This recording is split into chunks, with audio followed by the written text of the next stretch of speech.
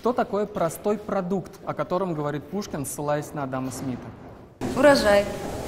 На вопросы Александра Пушкина отвечают посетители музея Национального банка. Как оказалось, в его произведениях есть строки, посвященные монетам и банкнотам. Аделина Насырова пришла по совету друзей и не прогадала. Где, как не здесь, я могу повысить свои финансовые знания, также, возможно, рассказать кому-то далее. Именно здесь я повторила, изучила, как-то дополнительно узнала, возможно, что-то новое для себя, истории России, истории именно Татарстана.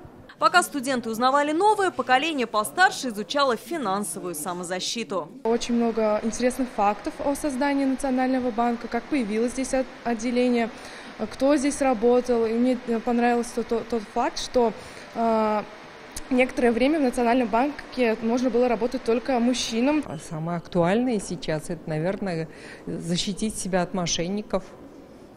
Потому что слишком уж изощренные стали способы. По всему залу деньги, экспонаты разных эпох. Пользуясь возможностью, гости делают фото. По одному пофотографируем.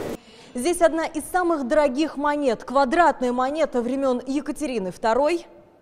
Стол управляющего банка и даже настоящий телефон, откуда он давал свои распоряжения по распределению финансов.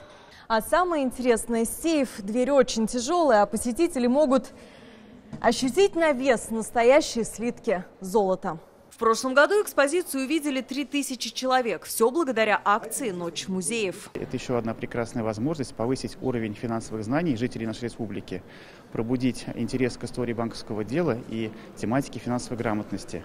Эта самая грамотность не помешает в жизни, говорят посетители музея. Алия Хайрудинова, Рамзиль Гарипов, ТНВ Казань.